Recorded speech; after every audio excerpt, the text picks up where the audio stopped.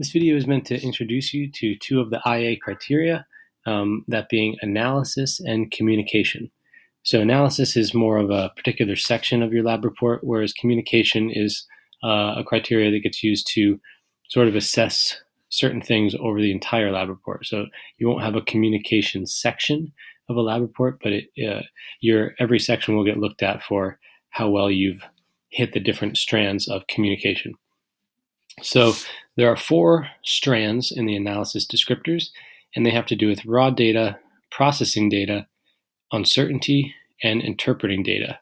So what I'm showing here is straight from the IB, but I'm only showing what's called the 5-6 band, which is the top level that you can achieve in each strand. So there's a 1, 2, a 3, 4, and a 5-6 strand, and 5-6 is the highest. If you get 5-6 quality in all 4 of these strands, that would give you an overall 6 in the analysis category or criteria, and that's the highest score that you can get. So the first thing for the analysis is the raw data. So it says the report includes sufficient and relevant quantitative and qualitative raw data that could support a detailed and valid conclusion to the research question. So the meaning is that you've got to have your quantitative data, which is all that data that you've collected that has to do with numbers. You have to have qualitative observations, so describing things that you see, smell, hear, things like that. You have to have enough data. Now, for kind of one-off labs that we do in class, that's not really an issue because you're only asked to collect a certain amount of data. But for your own internal assessment, you're going to be trying to answer a research question. And so part of it is going to be looking at, did you collect enough data so that you can come up with a conclusion to your research question? So do you have enough data? But mostly, this is going to take the form of a data table, where you put all your numeric data, and then nearby you'll put your qualitative observations, and we want to make sure it's enough data. The second strand has to do with processing. So this really has to do with calculations, and it has to do with graphing. Those are the 2 most common forms of processing that you'll do. So it says appropriate and sufficient data processing is carried out with the accuracy required to enable a conclusion to the research question to be drawn that is fully consistent with the experimental data. So you have to do calculations. You have to do the right kind of calculations. Graphing when appropriate. So it's not always appropriate for different kinds of labs, but if you're doing a lab that takes the form of how does changing the independent variable affect the dependent variable, usually you'll get what's called an XY scatter graph with a line of best fit. That's a fairly common way to do some processing. Things like doing averages, that's processing. So anything that takes that form is a kind of processing, and you have to do it without errors. So the main thing here is that you're not making mistakes when you're doing your calculations. That's the part about the accuracy. The third strand, uncertainty. The report shows evidence of full and appropriate consideration of the impact of measurement uncertainty on analysis. So this means that you've got your uncertainty with your raw data. So when you take measurements, you should always write down the uncertainty that goes along with that measurement, and then you should present those with the data table. This also means that you're going to show sample uncertainty calculations to report final uncertainties also.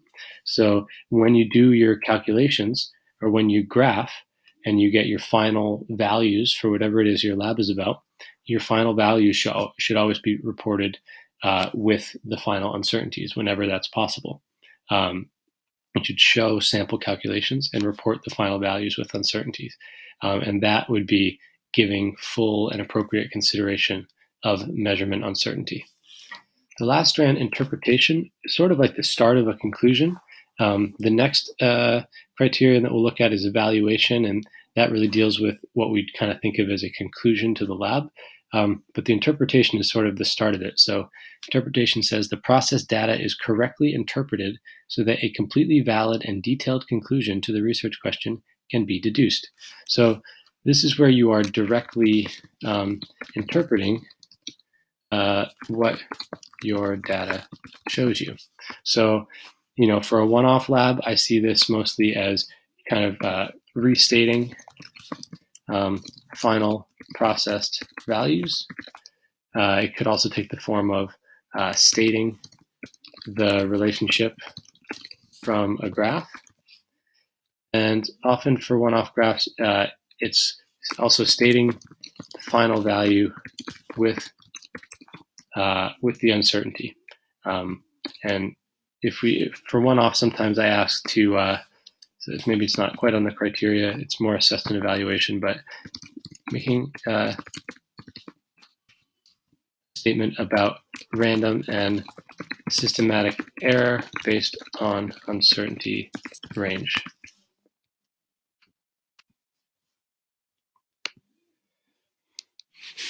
So the communication descriptors, there's actually really only 3 strands in communication, the top score being 4, and so the highest level is a 3-4. So it has 3 different parts. 1, the report is well structured and clear. The necessary information on focus, process, and outcomes is present and presented in a coherent way. So it has, you're hitting all the right parts, so you have to include the right info. Right? So you've got to talk about your method. If this was a full IA, you got to talk about what your results show you. So you've included all the right parts.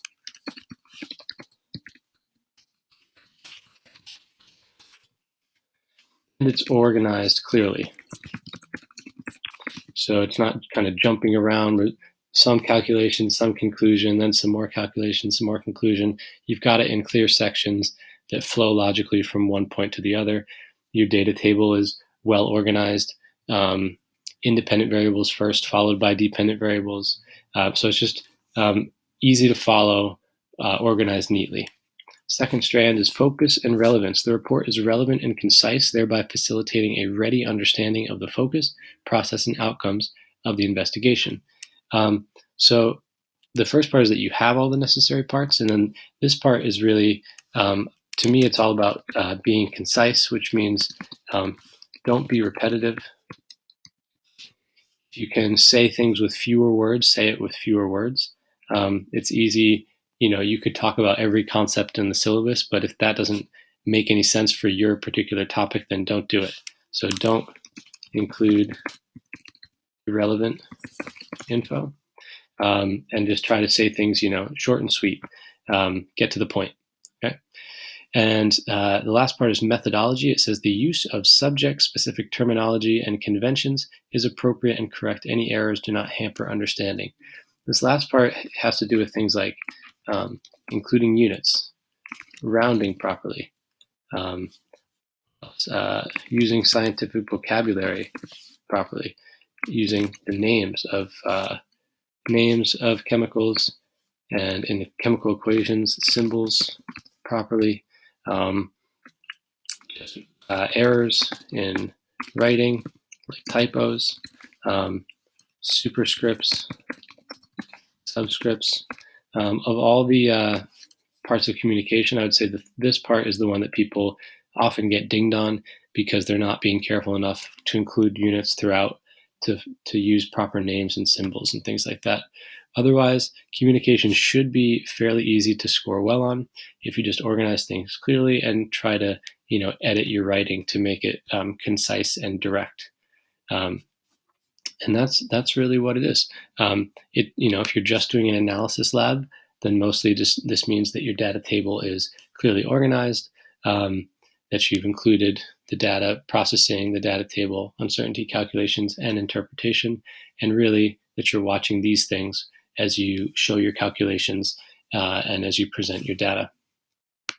So just to look at a sample lab that scored essentially a 10 out of 10 on these 2 criteria, this is not an internal assessment, but it's sort of an introductory lab to help you learn some of the skills. So I graded this a year or so ago, and we'll see how I think about the grade now, because I'm already seeing a few things that maybe I would change.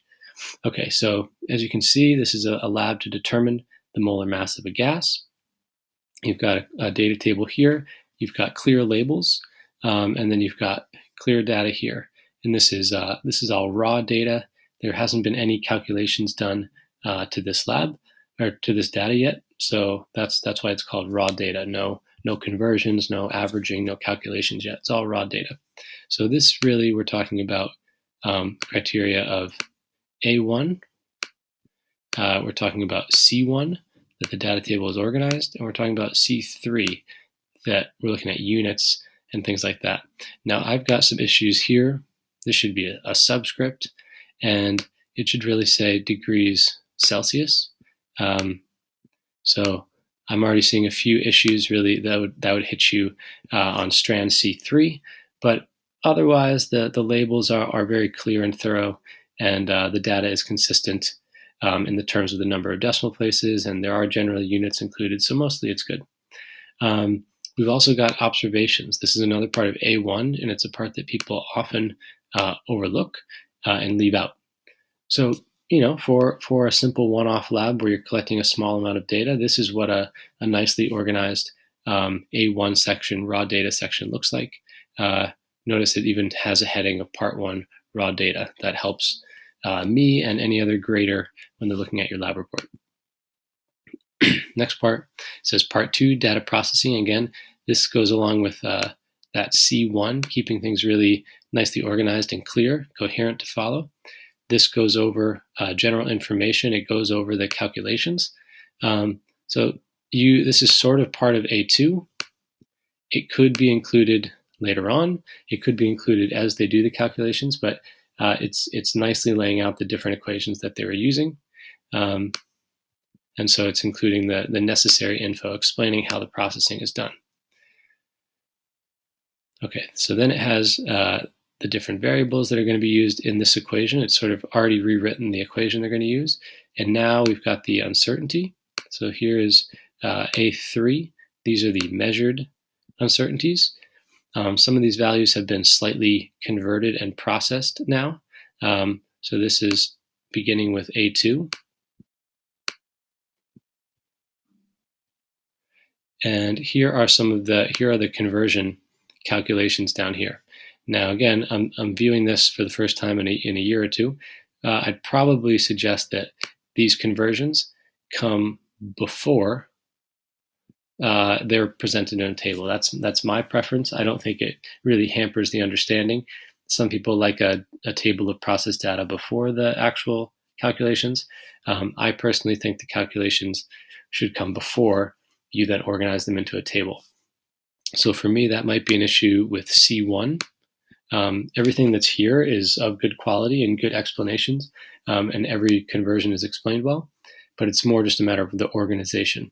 So we're still looking at good marks for A2, but maybe some marks off for C1.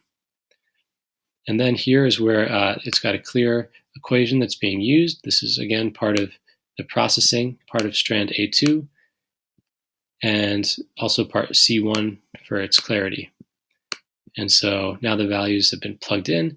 Notice that units have been included in the calculations. I think that's something that's really important and that people often leave out.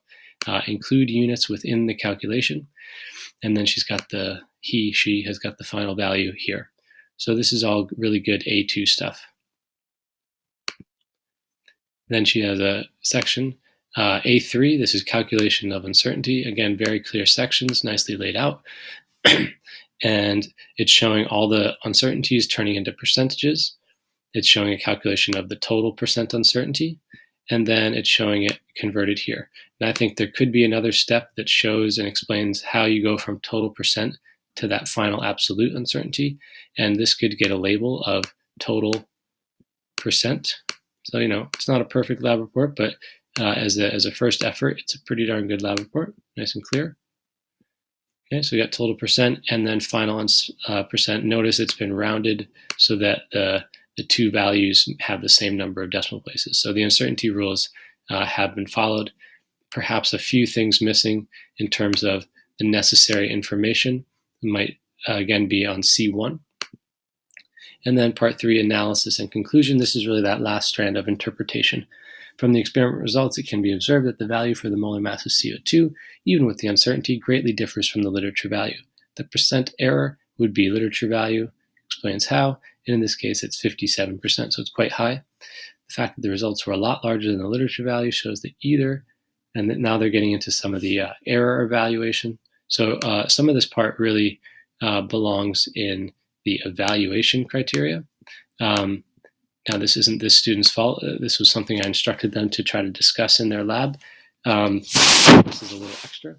But really, this is the point where the person should be restating their results for what they got for the molar mass. So in conclusion, the molar mass we obtain does not fall within the literature value, and they've restated their results. So I think this part is really the part that goes for analysis part 4. They've restated their result, and they've kind of included the uncertainty range by stating the min and max values, and they've kind of stated how it compares to the accepted literature value, in this case, the molar mass of CO2. So overall, I think this lab report for a one-off lab would score probably 5-6 on every band in terms of analysis. It had all its raw data. It included uncertainty and uncertainty calculations. It had accurate, thorough processing, and it made this final statement about what the results were, the interpretation. If I had to regrade it now, I think it would probably not get marks. It wouldn't get 3-4 here. It would probably get 1-2 on C1. It would probably get 3-4 on C2 for being largely concise, and it would probably get, well, it had some minor errors on C3. So this one, if I was feeling generous because it's an early lab, maybe 3-4, but some of those unit errors and subscript errors might lead this to getting a 1-2. So either way, it's probably getting a 3 out of 4, so a score of a 3 in communication, and it's probably getting a 6 for analysis, so then it's getting a 9 out of 10, which is equivalent to a level 7 lab. Again, this lab report example is just a sort of one-off simple lab, but as an introductory lab, you've got clear raw data, you've got processing that with perhaps slightly better organization.